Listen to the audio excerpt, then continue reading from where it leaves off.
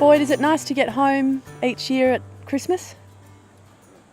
Well, it's a bit of a busman's holiday because we often do some training clinics, but it's an important month with my children and my wife and catching up with my family. And whilst you're here over summer, you enjoy water sports, in particular, and probably not surprisingly, a fair amount of water skiing.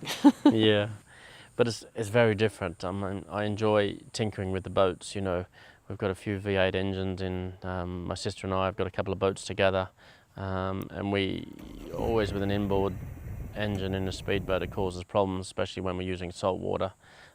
We ski on a saltwater lake, so that sort of always is causing chaos in the engine. So I'm not a very good mechanic, but I enjoy trying to be a mechanic, and that's very different from horses, and it just gives me a sort of a few week break, and then I go back refreshed and ready to go. Something about being towed around for you, isn't there? Either by a team of horses or a very fast boat. Yeah, but I also like motorbikes. You know, I've got a Honda CR250 motocross bike in Europe, and then James and I and Olivia, she goes on her Pee-wee 50, and James has got an 80, and we all go off motorbike riding around in the Dutch forest as well. So I enjoy variations and nice things, and I'm lucky to have quite a few toys to play with. So would you call yourself a bit of an adrenaline junkie then? I don't know. Again, you better not to think about it. But I've had a few accidents and injuries to sort of show for it, so probably. You're very close with your sister? Yeah, I mean, a little bit the eldest and the youngest in the family, you know, that sort of bond. But we have similar interests, and we both enjoy fast cars and fast boats and fast competitions, as well as even barbecue sauce and ginger beer and things like that, you know.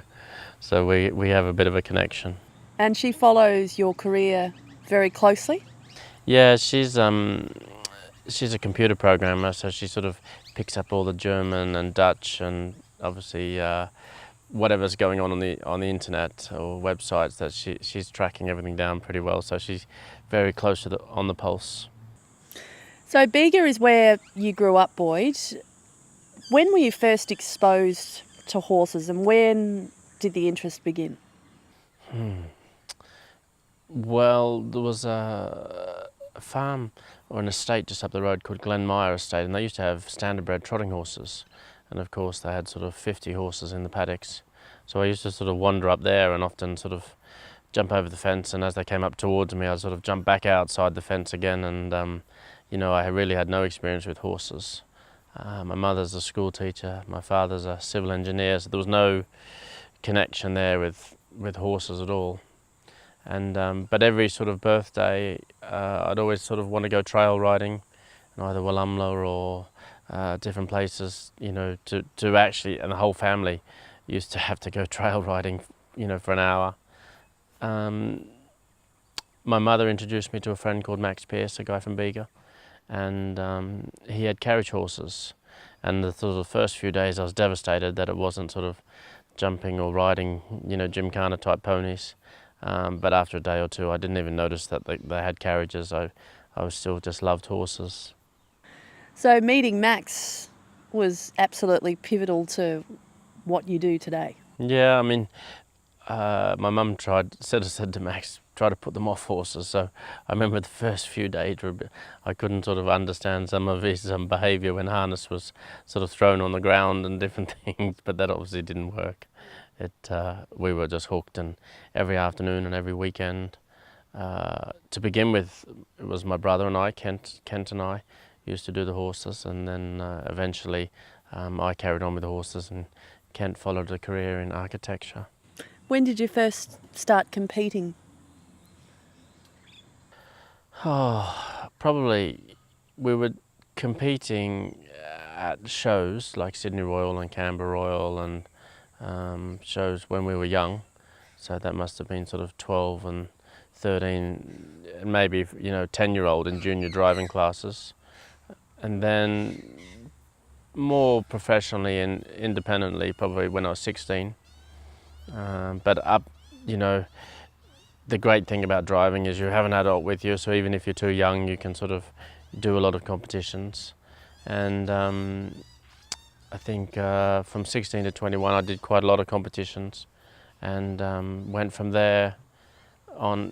When I was 21, I saw the world stage and thought that's where I want to be. I want to be in Europe, looking at magazines, and I used to see coaching fox hunting prints on the walls, and so I thought there's another sphere to this equestrian sport that I'd like to explore.